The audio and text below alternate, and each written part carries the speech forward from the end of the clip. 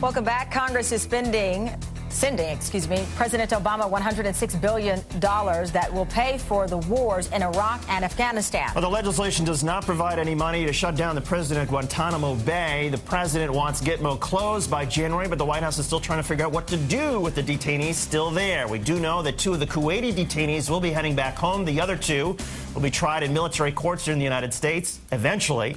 Major Barry Wingard represents one of the Kuwaiti detainees, Fayez al-Kandari. He believes the justice system and not the detainees at Guantanamo Bay represents the worst of the worst. Major, why don't you explain that? From what I understand, your client, all of the evidence against him was totally based on hearsay. Is that true? Well, the evidence in Fayez al-Kandari's particular case is not just hearsay, but it's multiple layers of hearsay. So the evidence against Fayez al-Kandari goes something like one person told another person who then told a translator who told an interrogator, and to date they're offering to have the interpreter give us a statement. And yet, despite all that, he's been shackled, he's been interrogated 400 times, and yet he comes from a good family. He apparently was just doing charity work and got swept up by somebody who was looking to make some money from the United States, offering money for people who were allegedly involved. Well, Fayez al-Kandari's story is not that dissimilar to many of the Guantanamo Bay detainees that are still currently in Guantanamo Bay. Yes, he was one of the captured by the Northern Alliance. He was sold for a fee, and 95% of those who were detained were not captured by American forces. So the beginning of his story is, in fact, very similar to many of the detainees that remain in Guantanamo Bay. Well, Major, if most of the evidence against your client is hearsay, the changes made by the Obama administration, does that help present a case from your side, or a defense, I should say? And what do you believe is the best option, or the just option for your client? Well, the simple fact of the matter is that what we would like to do is have the government either put up or shut up. The point of the matter is that we have a federal court system. It's tried, it's tested. There's nothing in Fayez al-Kandari's case that is particularly classified or secret. So if they're telling us that they're going to develop a system for Fayez al-Kandari, then our position is we're sort of suspect as to why that is. Try us if you've got the evidence. If you don't, send us back to Kuwait.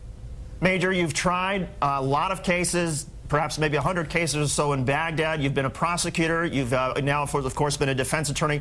What is your overall view about the system, per se? What has this done to your sort of perception? What do you think about all the stuff that you faced in trying to get your client off? Well, when I was in Baghdad, I was a prosecutor for MND North, which was a large slice of Iraq. And in that time, I had an opportunity to go through a lot of intelligence information. And as a prosecutor, it's my job, if I believe that, in fact, the evidence is there, to forward the case and to try him. In this situation, unfortunately, it seems as though we're in a perpetual stalemate where nothing is happening and the clock continues to run. I mean, this isn't getting any better if this drags on for another year or 2 years.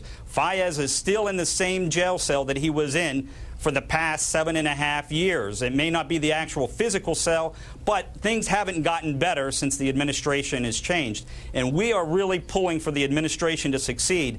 But please, get us some justice soon. And Major, quickly, let me ask you, if your client is released, if he is ultimately freed, is his life in danger? Will he be able to go after 7 years back to the life he once had?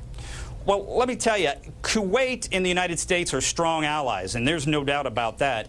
Kuwait has put together a rehabilitation center at the American request, and it's now complete. I was in Kuwait for the past 2 weeks, and we had an opportunity to visit the rehabilitation center. It's top-notch. It has a professional staff.